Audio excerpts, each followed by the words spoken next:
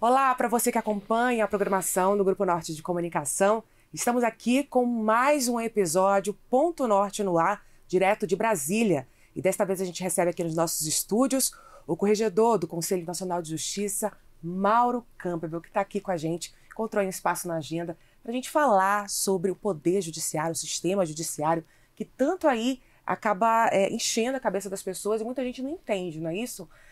Ministro, seja muito bem-vindo. Muito obrigado, muito prazer estar aqui no programa Ponto Norte e saber que estou falando aqui a maior parte do Brasil, que é a Amazônia brasileira. É muita satisfação poder esclarecer a população, não só do Norte, mas do Brasil inteiro, sobre temas que necessariamente ela precisa conhecer a sua magistratura, o seu poder judiciário.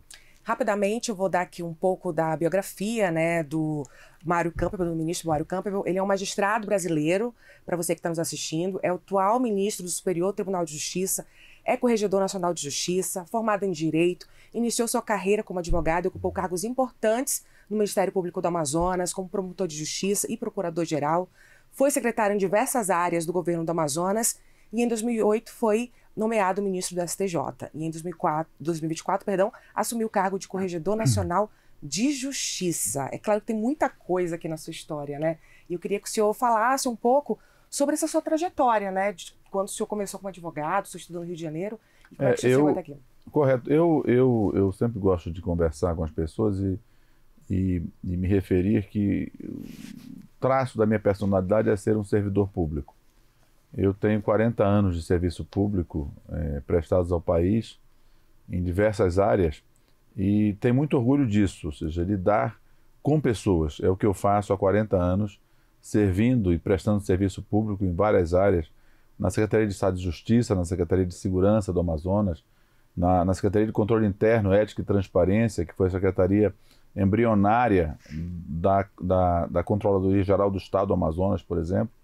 Depois, por 3 oportunidades, fui eleito pelos meus pares, pelos promotores e promotoras de justiça e procuradores e procuradoras de justiça do Amazonas, para chefiar, administrar o Ministério Público em 3 oportunidades, em 3 mandatos distintos, e ao fim e ao cabo fui eleito em lista tríplice pelos membros do Superior Tribunal de Justiça, no dia 5 de maio de 2008, e no dia 13 de maio eu fui indicado pelo presidente Lula ao Senado para ser sabatinado e nomeado em seguida, e tomei posse no STJ em 17 de junho de 2008.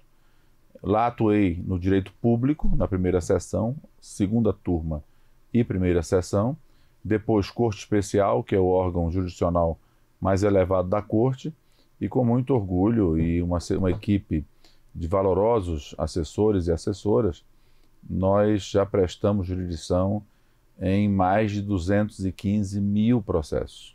Uau. Lá. E olha, é importante a gente falar aqui que é o único ministro do STJ nortista do Amazonas, de Manaus. O senhor nasceu onde, lá na capital? Em que maternidade? Eu nasci no centro da cidade, na maternidade do Hospital Beneficente Portuguesa, ali na Joaquim Nabuco, e a casa dos meus pais era na Rua Ipixuna, até 1º de maio de 69, quando foi inaugurado o Conjunto Castelo Branco, no bairro do Parque 10 de Novembro, e fomos lá como fundadores do bairro. Eu tenho minha família toda, meus saudosos pais, o seu Mané, que é a dona Vivi Marques. Que deu nome às ruas mais principais ali. Há ruas que prefeitos de Manaus, o prefeito amazonino, o prefeito Arthur Vigílio Neto, homenagearam meus pais que, enfim, foram o Parque 10 de Novembro durante esse tempo todo, e é onde até hoje nós temos casa lá. A minha família não se desfez da casa, a casa permanece no âmbito da nossa família, na Rua 8, número 301.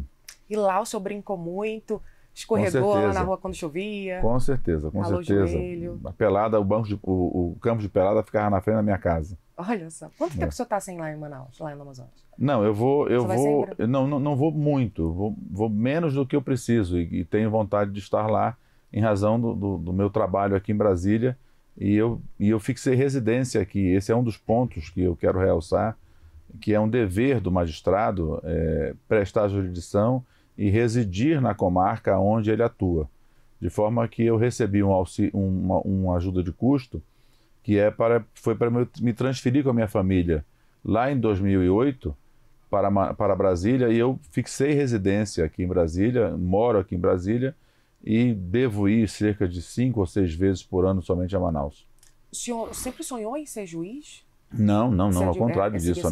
Minha vocação sempre foi ser um membro do Ministério Público. Eu atuei no Ministério Público do Amazonas por 22 anos, atuei em favor do Ministério Público no Congresso Nacional, no Congresso Constituinte, na Assembleia Nacional Constituinte.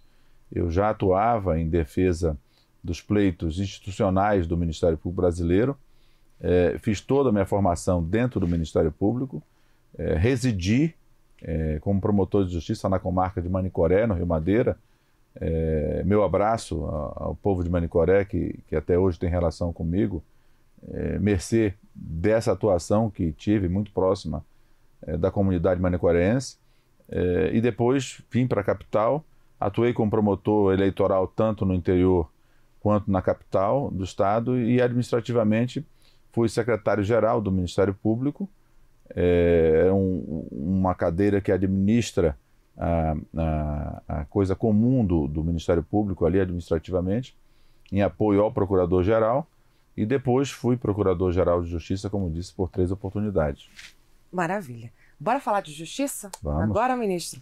Antes disso, a gente vai soltar aí uma matéria-tema para você saber o que a gente vai falar aqui com o ministro Mário Campbell. Solta aí.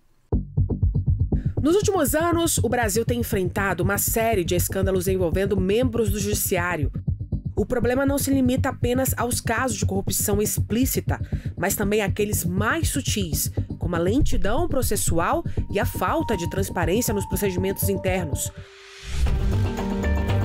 Em um sistema que deveria ser o pilar da justiça e da imparcialidade, a presença de práticas corruptas compromete a confiança da população nas instituições e enfraquece as bases da democracia. Como a própria justiça tem enfrentado esse mal que assola regiões do norte ao sul do país? Saiba agora no Ponto Norte de hoje, que recebe o Corregedor Nacional de Justiça, Mário Campbell.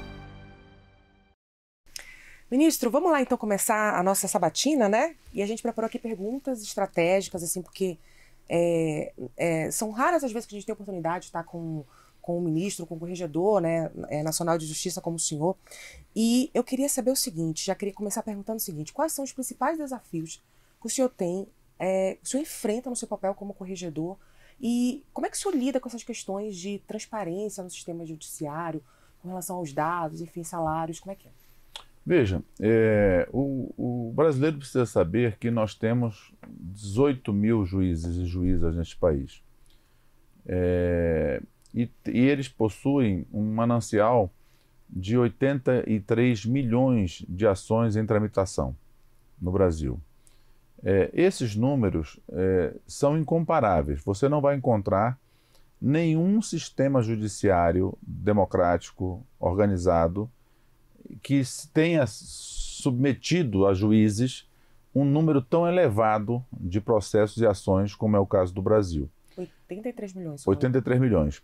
Isso, em grande parte, foi um avanço civilizatório trazido pela Constituição Cidadã, em que ela, digamos, a porta do judiciário é enlarguecida, é escancarada, para que todo e qualquer brasileiro, por módicos valores, pudesse ingressar no sistema judiciário ou até gratuitamente. Uhum. Então, isso faz com que, desses 83 milhões de processos, a imensa maioria deles tem por autor e parte quem? A União Federal, os estados da Federação, o Distrito Federal e os 5.500 municípios do Brasil. A outra parte são as pessoas hipossuficientes, que normalmente assistidas por defensores públicos, por advogados dativos, enfim, chegam ao judiciário gratuitamente. Nenhum sistema judiciário no mundo possui essa conformação de acesso ao judiciário. Então a gente está falando de uma dificuldade no sistema. No sistema. Não é humano. Veja só, mas é uma dificuldade que ela é necessária, porque nós vivemos num Brasil ainda socialmente muito desigual. Então ainda há necessidade de intervenção muito grande de alguém isento e imparcial a governos e à sociedade para dizer o direito àquela parcela que mais busca o judiciário, que é a população hipossuficiente. Entendeu? Então, daí a necessidade, repito, de que juízes, membros do Ministério Público, defensores públicos, tenham e se esmerem na capacidade de residir aonde atuam. Primeiro porque, assim como eu, receberam dinheiro público pago por você, contribuinte, para que lá fossem morar. Mas hoje não é o que acontece? Não. Não é comum, Não, então? nós temos uma dificuldade imensa hoje de fazer com que juízes, promotores e defensores estejam nas comarcas onde deveriam estar fisicamente, porque, entendamos, nós temos realidades distintas. Na nossa área do norte, na Amazônia, por exemplo, todos nós sabemos as dificuldades que temos com internet, com acesso à computação, com acesso ao celular. Ainda temos lugares de difícil acesso e conectividade. Então, e um outro fator, nem todo conterrâneo nosso, nem todo caboclo nosso tem e quer se comunicar com o juiz ou com o promotor de justiça por um telefone celular ou por um computador. Isso que eu ia perguntar, porque a pandemia veio, né, trazer uma certa facilidade com a tecnologia, porém... Mas esse novo normal... A adaptação dela. Esse novo normal não é novo normal para o sistema judiciário. Na prática... Não pode ser. É para que há processos, há ações que efetivamente não necessitam da ação presencial do juiz e do promotor. São casos raros, tá? Mas existem. Mas a imensa maioria das demandas é necessário o olho no olho.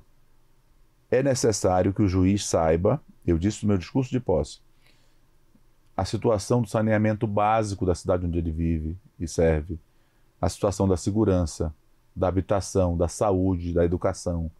É o mínimo que ele pode ter noção para quando ele for decidir algum processo, diga respeito a isso, ele tenha consciência que ele está decidindo de acordo com o que ele sabe que está acontecendo.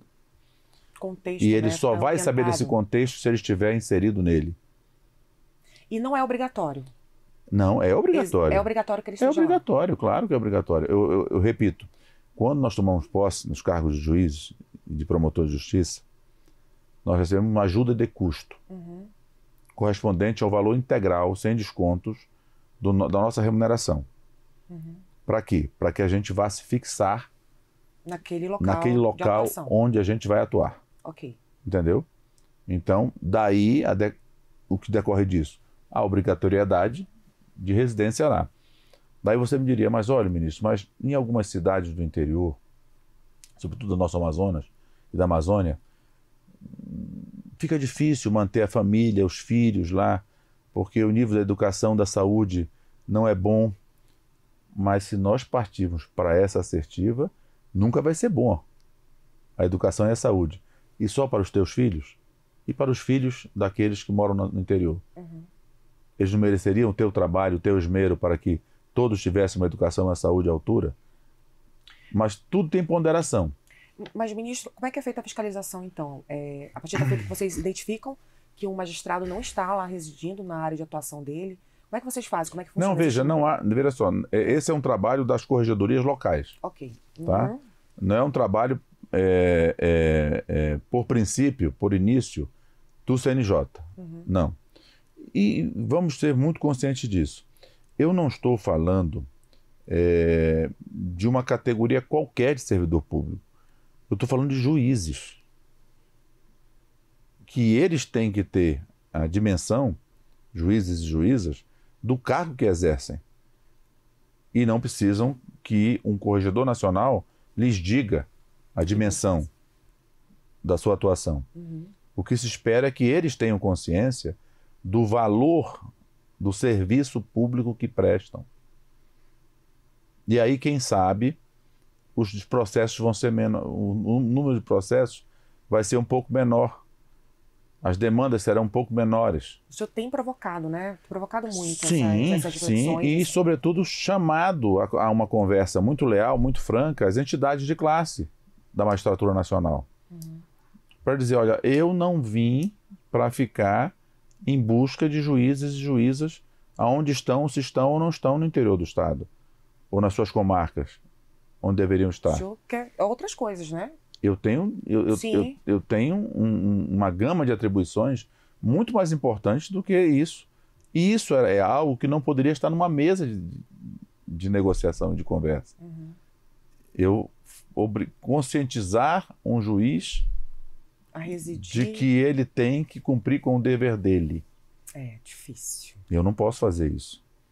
Entendeu? A gente vai trazer uma pergunta agora do Portal Norte, da Débora Arruda, que é a coordenadora do Portal Norte aqui em Brasília, que ela fala justamente dessa morosidade nos processos, que tem a ver com o que o senhor falou, mas a gente consegue continuar também, vamos soltar. Ministro, eu me chamo Débora Arruda e sou coordenadora do Portal Norte aqui em Brasília.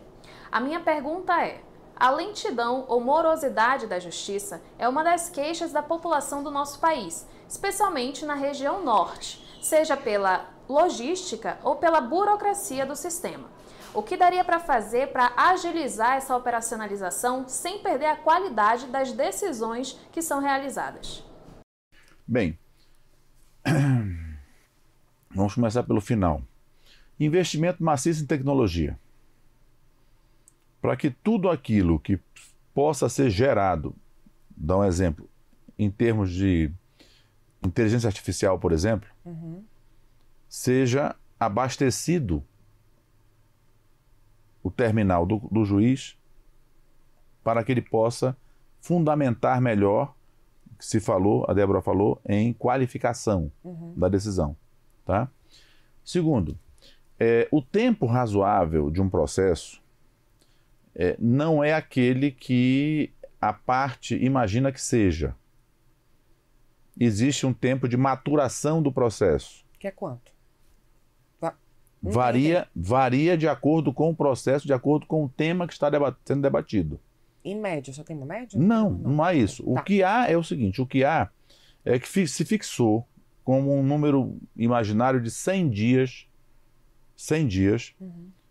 e ultrapassado o 100º dia e o processo não andou, ele está parado indevidamente. E aí existem as representações por excesso de prazo, que são remetidas ao Conselho Nacional e caem comigo na corregedoria. Tá? É muito comum, é um acervo muito grande de representações que nós recebemos. E como é que nós fazemos hoje no CNJ, na corregedoria do CNJ, foi a mesma forma de lidar com essas representações que eu implantei quando fui corregedor da Justiça Federal. E eu fiscalizava somente a atuação de juízes e desembargadores federais. Eu fiz isso lá e estou fazendo agora para a magistratura inteira. Observe, qual é o processo mais importante seu?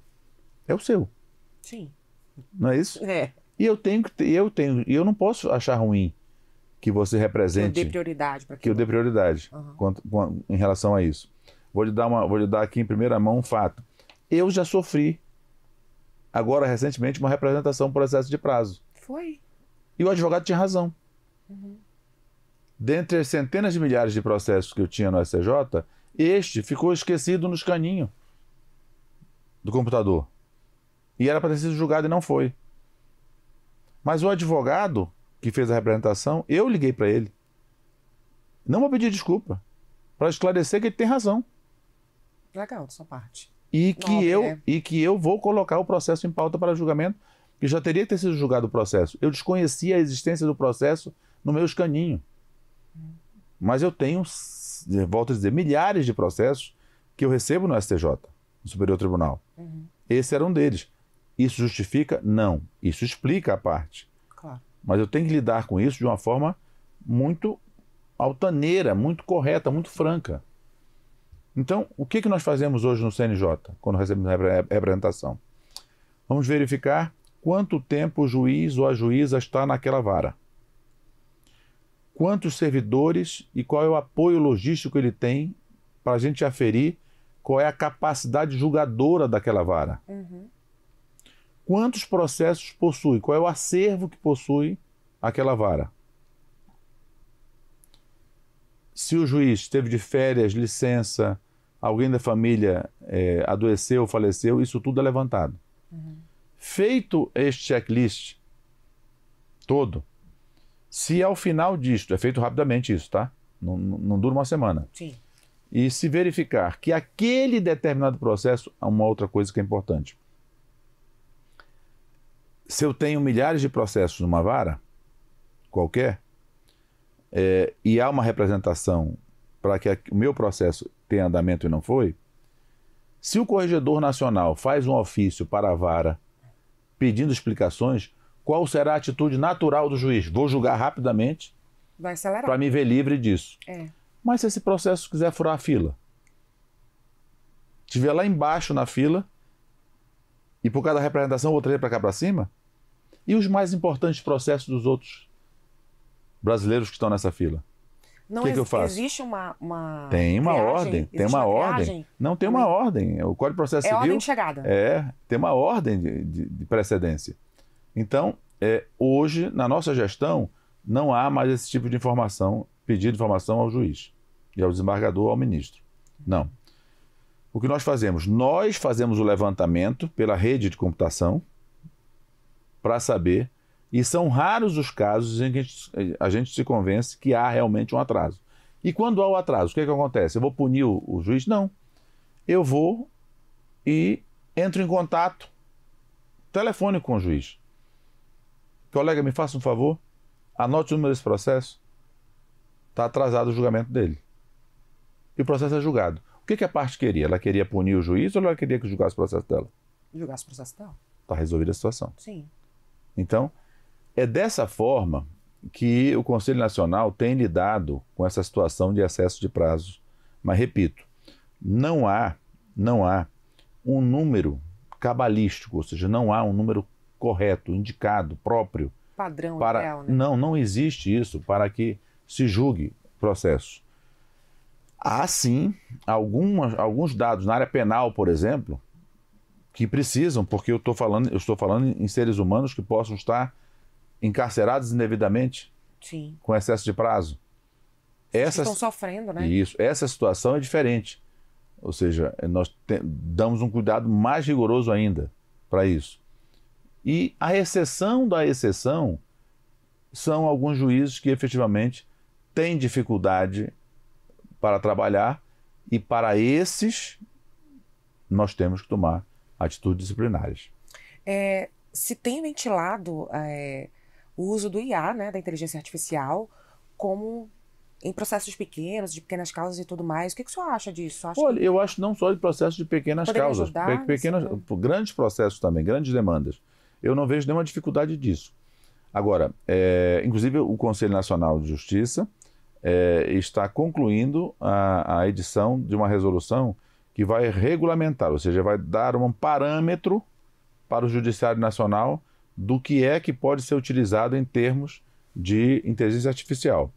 Eu acho isso de suma importância, Não tenho, é preciso fixar que o juiz, dentre os atributos que o juiz tem que valorizar, é que ele não pode ter preconceito a ninguém, a nada. Isso é um valor da magistratura no mundo inteiro. A gente tem que ter. Então, nós não podemos agir preconceituosamente ou preconcebidamente em relação à inteligência artificial, repito, diante de temas que são corriqueiros, repetitivos. Mas você acha que vai ser seguro? Sim, porque a decisão não será do computador. Ah, sim. Nunca. Porque o que se tem ventilado é justamente isso. O computador não haverá o juiz ali. Né? Não haverá o juiz metaverso. Ah, tá. Não, de forma alguma. A inteligência artificial, ela servirá para emitir relatórios, esmiuçar provas. Que já agiliza bastante ali, bicho, muito. Sim, tudo. Ou seja, entendeu? Ela será uma ferramenta de trabalho a mais para o juiz, mas a decisão será sempre própria. Uma das raízes do que seja sentença é sentimento. Eu não posso abandonar isso. Que é a raiz ali do juiz. Sim. Vamos lá para a próxima pergunta, ministro. O senhor tem realizado, vamos colocar assim, a gente considera determinações duras, né?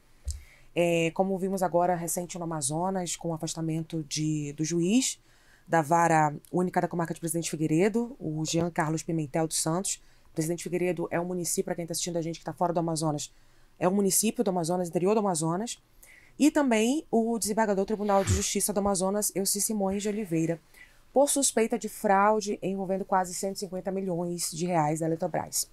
Da denúncia a essa determinação, o que o senhor pode falar desse processo para que a gente aprenda, né, na verdade, consiga entender como que o CNJ trabalha mesmo nesses casos? Perfeito. Eu não posso, por dever de ofício e por imposição de lei, eu não posso comentar nada do feito.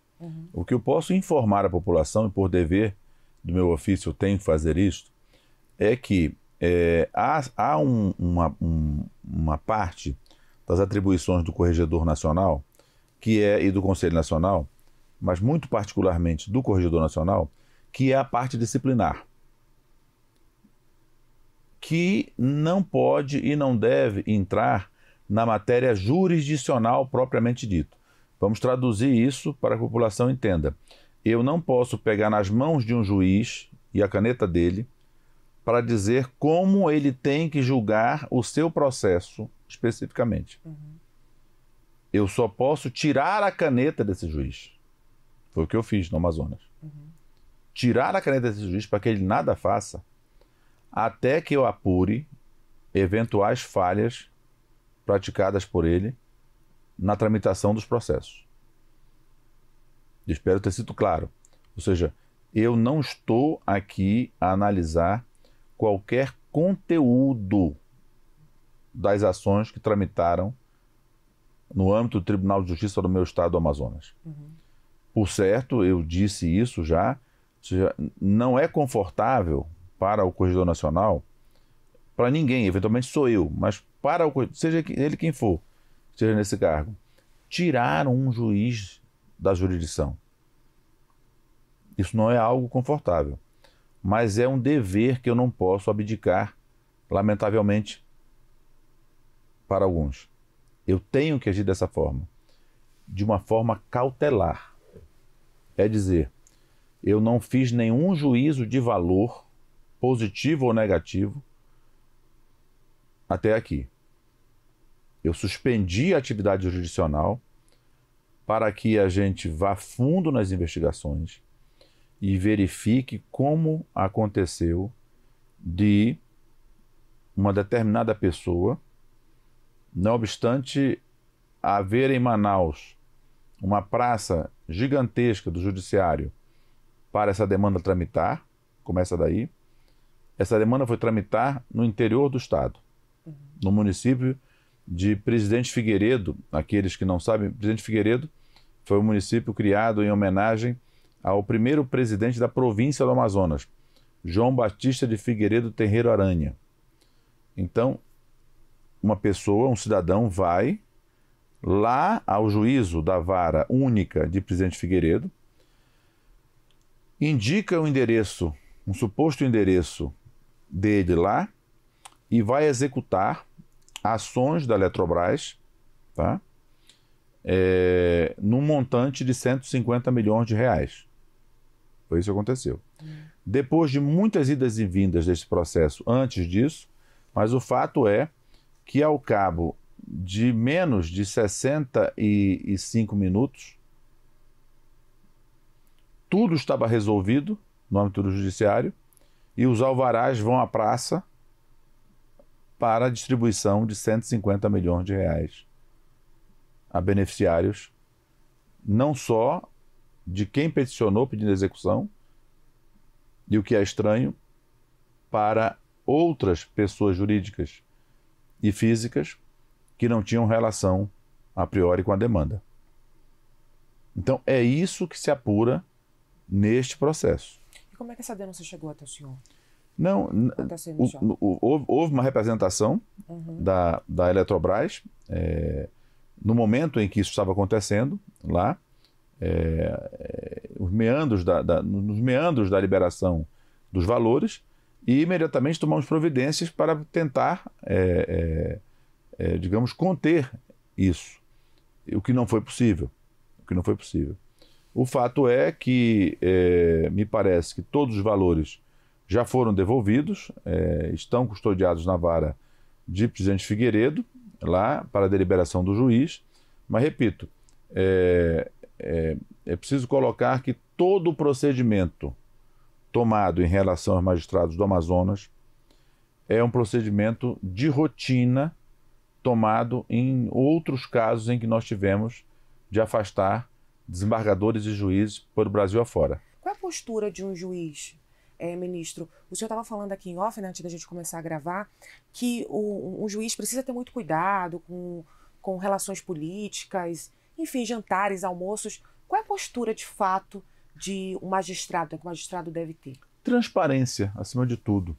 Eu não vejo, sinceramente, nenhuma atitude que o fato do magistrado se relacionar transparentemente com empresários, enfim, com outros segmentos da sociedade, eu acho isso até salutar, para que ele tenha, por ocasião de uma decisão que ele vai tomar e que atinja determinada categoria de empresa, alguma coisa, ele tenha esse manancial de informações colhido por ele. Ele não pode ficar trabalhando de uma forma como se ele tivesse descido de Marte para aquele local.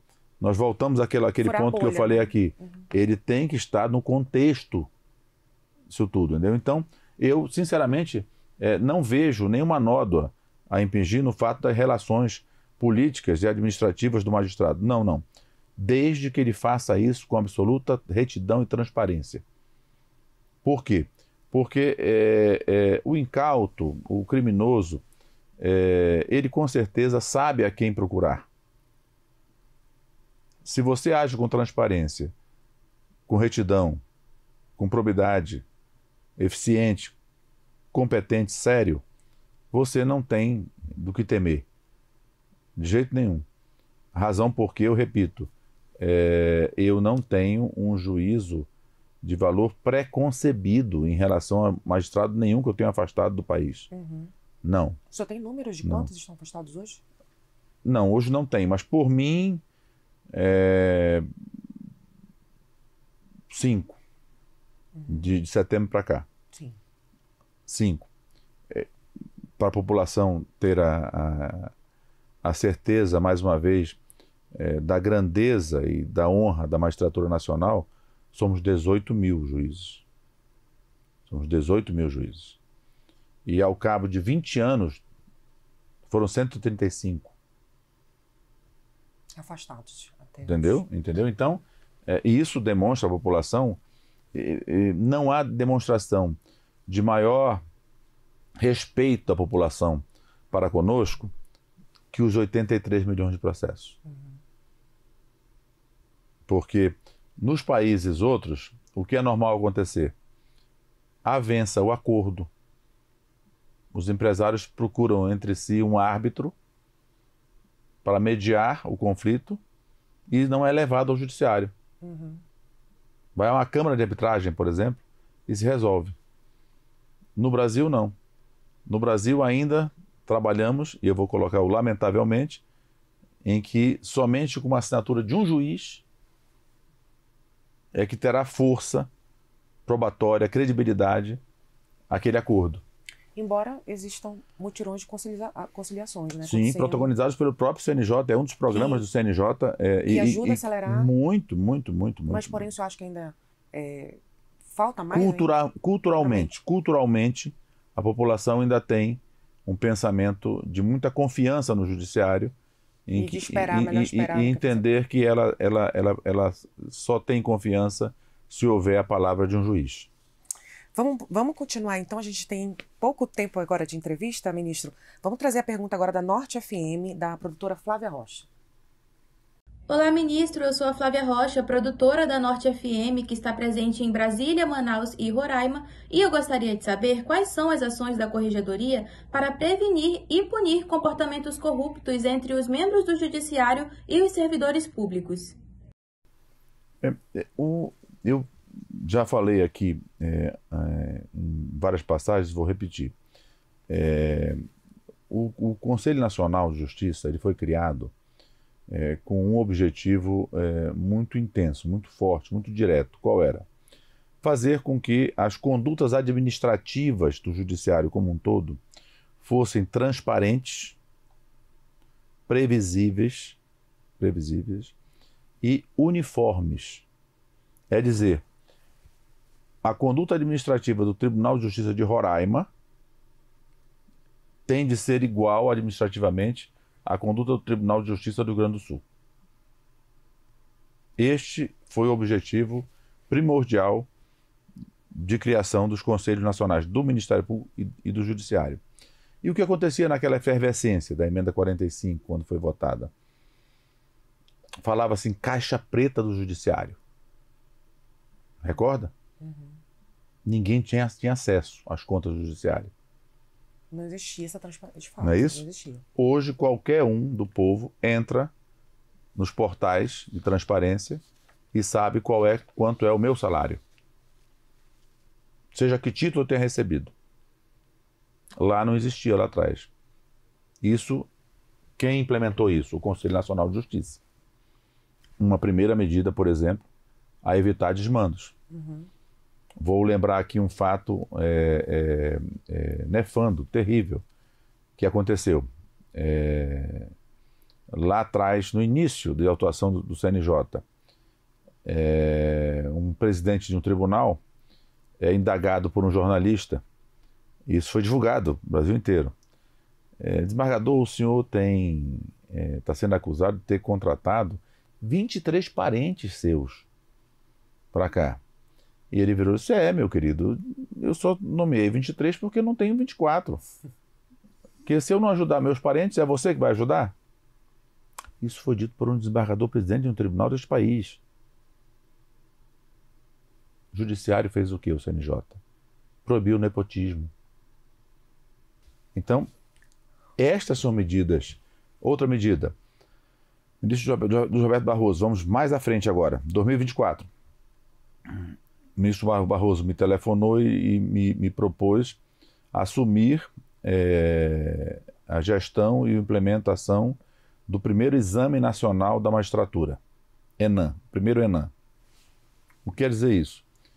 Quem nunca ouviu falar em alguns desmandos em concursos para a magistratura no Brasil inteiro, em vários tribunais? Quem nunca ouviu falar que esteve perante um juiz e não sentiu uma qualificação razoável no contato com o juiz e se sentiu inseguro como advogado da sua parte, sabendo que o juiz não entendia do que estava a julgar? Veio o ENAM, protagonizado pelo Conselho Nacional, que é um exame de habilitação. Hoje, qualquer pessoa que queira entrar no judiciário, como juiz militar, como juiz federal, como juiz de direito estadual ou distrital, enfim, como juiz de trabalho, ele precisa ter um certificado emitido pela Escola Nacional de Formação e Aperfeiçoamento de Magistrados. Eu realizei o primeiro ENAM, ano passado, quando era diretor da Infam, da Escola Nacional, e o ministro Benedito Gonçalves realizou o segundo ENAM, já está no ENAM 3 agora. Quem nunca ouviu falar em algumas denúncias, fundadas ou não, em relação a concursos para cartórios? Tem muito. O Conselho Nacional de Justiça editou agora uma resolução e a Corregedoria Nacional realiza no próximo dia 27 de abril próximo, o primeiro Exame Nacional de Cartórios. Isso você nivela tanto juízes quanto... E vai blindando, né? Para que a população tenha ainda mais confiança na sua magistratura. Ainda que eu realce que é um número ínfimo de juízes e juízas que sofrem penas disciplinares pelo CNJ, ainda assim é dever do CNJ atuar profilaticamente, com medidas dessa maneira, desse já esse. Como prevenção, né? Para prevenir. Exatamente, profilaticamente, para que evite a transgressão disciplinar, que é o que não se quer. Vamos à próxima pergunta, então, falando de salários agora. TV Norte Rondônia, Carlos Caldeira. Eu sou o jornalista Carlos Caldeira, comentarista político da TV Norte Rondônia. Ministro, a minha pergunta é o seguinte: em fevereiro de 2024, o Tribunal de Justiça de Rondônia pagou 27 supersalários acima de R$1 milhão. E em outubro, mais um pagamento nesse mesmo patamar. Já em Santa Catarina, também tivemos pagamentos de supersalários acima de R$100 mil. E eu gostaria de saber o que o CNJ pode fazer para evitar esses recebimentos astronômicos. E aí eu complemento, ministro, por que é importante se evitar esses ganhos astronômicos de magistrados pelo país? Perfeito.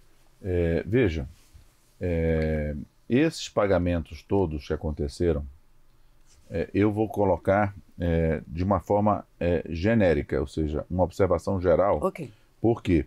Porque nós temos procedimentos administrativos no CNJ que apuram pagamentos exorbitantes em vários tribunais do Brasil.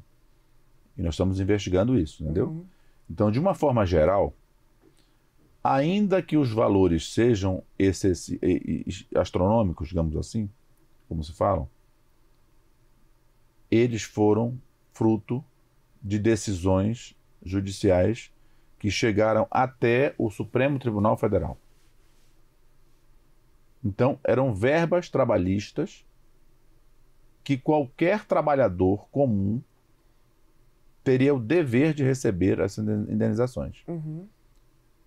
Então, de uma forma geral, eu quero atestar que isto aconteceu e é preciso que eu assuma uma responsabilidade que, para mim, é indelegável e eu muito me orgulho de exercê-la. Há um controle prévio feito pela Corregedoria Nacional, por mim. Todas as vezes que um tribunal solicita um pagamento extravagante, extraordinário, de alguma parcela remuneratória ou indenizatória, ele tem que ouvir antes a opinião da Corregedoria Nacional para saber se tem algum senão para que eu suspenda esse pagamento e não autorize. Mas essa prática é comum? Não, é necessário. Há uma normatização. Há um provimento. Esse nome feio é um ato do corregedor genérico que determina que todas as vezes que o tribunal for ordenar, ou seja, pagar uma despesa extraordinária de pagamento de pessoal, ele tem que ouvir previamente o Conselho Nacional através da sua Corregedoria Nacional. Uhum. Então, é preciso colocar. Agora, o fato é que eu autorizo a motivação da verba diante do que é colocado para mim. E muitas das vezes o que ocorre é uma discrepância entre aquilo que eu autorizei e o valor que acaba sendo pago. Uhum. E aí eu faço um segundo controle. E não raras vezes determino a devolução dele. O fato é que eu asseguro à população que isso não passa em brancas nuvens. Ou seja, não passa como impunidade. Ou seja, aquilo que for feito de forma ilegal pelo tribunal, eu posso garantir às senhoras e senhores que nos ouvem e veem que necessariamente isso será corrigido pelo Conselho Nacional. Existe um teto? Veja só, o teto remuneratório é o teto do Supremo Tribunal Federal, para a remuneração. Uhum. Para as indenizações não há esse teto. Muito embora, trabalhemos agora no Conselho Nacional para que haja também um teto para essas indenizações, e isso fará com que haja um pouco mais de parcimônia nessa situação. Mas por que ter teto? Por que ter limitação, ter restrição? Exatamente para que não aconteça esse pagamento tão exorbitante, de valores tão elevados, a um só tempo ao magistrado. Ele pode receber esses valores todos parceladamente, diluindo-se em anos. Não há necessidade do pagamento integral disso. Como acontece também em empresas, em verbas trabalhistas. O que eu falo assim, porque quando há um montante assim, por exemplo, pago a um só magistrado, nesse sentido, já se teve um levantamento também de que outras áreas, por exemplo, do governo, né, da educação, as verbas são menores, né, de recurso. Perfeito. Então, perfeito. eu queria que o senhor focasse nesse sentido. Perfeito. Né? Então, nesse sentido, nós vamos para uma outra premissa. Isso.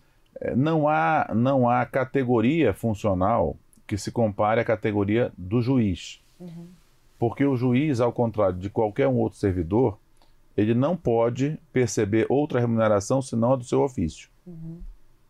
Entendeu? Ele pode acumular um cargo de professor universitário. Mas ele não pode ser comerciante. Entendi. Entendeu? Então a restrição que ele possui é para isto. Segundo, eu falei em off, vou repetir. O expediente de um juiz não é fixado de 8 às 18, Sim. nem de 8 às 12. Ele é de 8 às 8. Porque o meu serviço, para fazer frente aos julgamentos dos processos que eu recebo e corresponder ao que a população me cobra e me paga, eu tenho que levar processo para casa e abrir no computador da minha casa e trabalhar feriados, dias santificados, finais de semana, ininterruptamente. Não há carreira de serviço público que faça isso. E para que eu cumpra com o meu dever e não sofra uma representação por excesso de prazo quando eu for julgar o seu processo. Boa. Agora, volto a dizer, e isto tudo não justifica o excesso, o pagamento indevido, ilegal. Sim. Quando isto ocorre, tenha certeza da população que o Conselho Nacional não abdica da sua condição. É preciso explicar. O Conselho Nacional de Justiça, ele não é composto somente de juízes, por juízes. Lá nós temos representantes da Câmara dos Deputados, representantes do Senado Federal, representantes da Ordem dos Advogados do Brasil. Nós temos representantes classistas exatamente que a sociedade civil possui lá, tomando assento no Conselho, para fiscalizar a própria atuação do Conselho Nacional.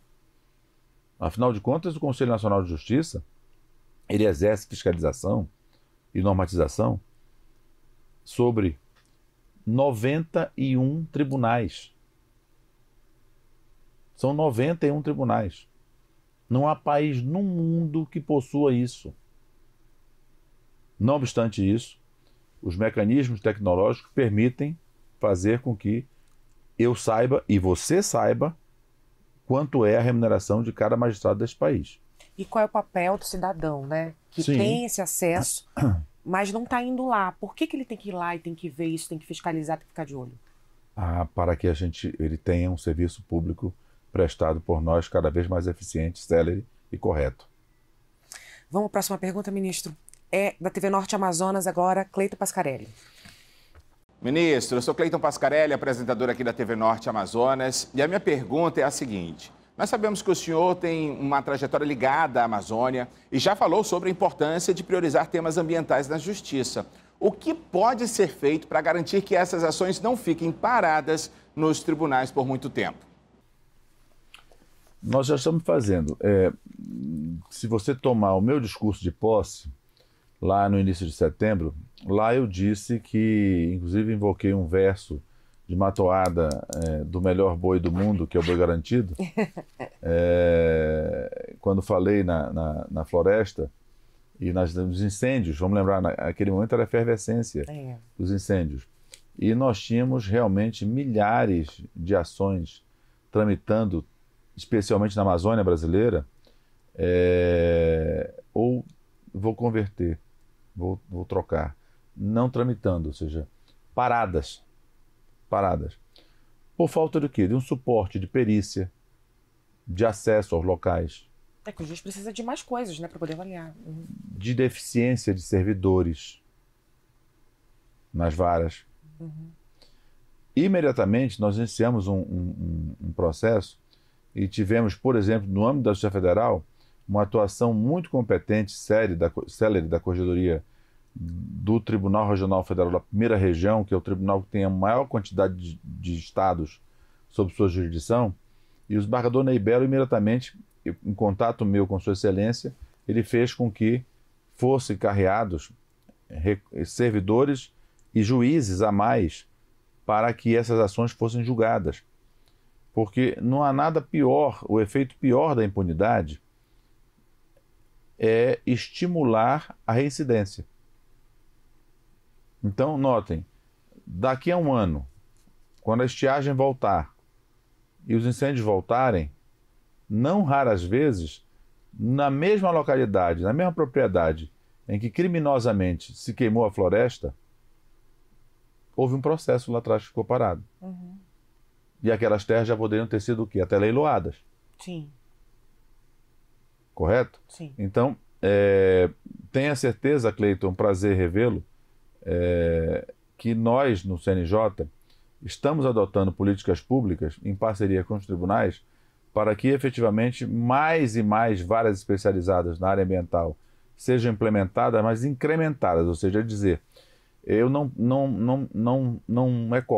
não é correto que o Conselho Nacional exija do tribunal a implantação de uma vara por si só e coloque lá um juiz. Uhum. Eu tenho que dar estrutura a esse juiz para que ele trabalhe.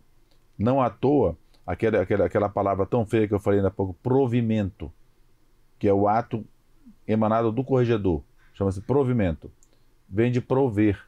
É para prover o serviço do juiz que o corregedor vai tomar uma atitude e fazer com que ele tenha servidores, peritos, máquinas, computadores, mobilidade, para que mais rapidamente possível possa fazer o julgamento do processo. O senhor acredita que há necessidade de uma reforma no judiciário? Não. Eu acredito que nós precisamos... o adornamento, essa é uma expressão cunhada pelo Papa João XXIII, essa atualização do judiciário, ela virá por força da IA, da Sim. inteligência artificial, em que nós vamos fazer com que o juiz possa se dedicar a decidir com muito mais celeridade e propriedade técnica, porque ele vai estar munido de informações, pareceres, perícias, laudos muito melhor elaborados do que ele tem hoje. Então, eu acho que não há necessidade de reforma do judiciário. O que há necessidade é de um incremento de uma política judiciária administrativa mais intensa, que é o que o Conselho Nacional está fazendo diuturnamente. Vamos à próxima pergunta, ministro da TV Norte Acre agora, Crisna Lima. Ministro, eu sou Crisna Lima, apresentadora do Tá na Hora da TV Norte Acre. A pergunta é: o que pode ser aprimorado na formação desses magistrados para que atuem de forma mais eficiente dentro dessa realidade mais desafiadora e complexa dos processos de decisões que chegam aos tribunais? Eu, antes de assumir a Corregedoria Nacional de Justiça, eu fui diretor da Escola Nacional de Formação e Aperfeiçoamento de Magistrados. E lá inaugurei uma prática, eu acho muito salutar, que meu sucessor, o ministro Benedito Gonçalves, permaneceu com essa boa prática, de fazer com que a primeira aula do curso de formação do magistrado, eu vou explicar aqui, depois que o magistrado é aprovado no ENAM, que eu falei ainda há pouco, e ele tem um certificado de habilitação, ele submete a um concurso público de provas e títulos em um tribunal qualquer. Se lá ele for aprovado, ele vem para a Escola Nacional para ter um curso de formação presencial, curso de formação inicial na carreira. A primeira aula é com o diretor-geral da Infam hoje, da Escola Nacional. E o que era para quê? Para que eu transmitisse a esse magistrado, primeiro, a experiência adquirida nesses 40 anos de serviço público, nos 17 anos como juiz e nos 22 anos como promotor de justiça. E também como advogado um ano e meio antes de entrar na carreira do Ministério Público. Passando para o jovem juiz, a jovem juíza, essa experiência, eu vou explicar a ele o poder da palavra, ou seja, a opinião de um juiz deve necessariamente ser lançada onde? Num processo.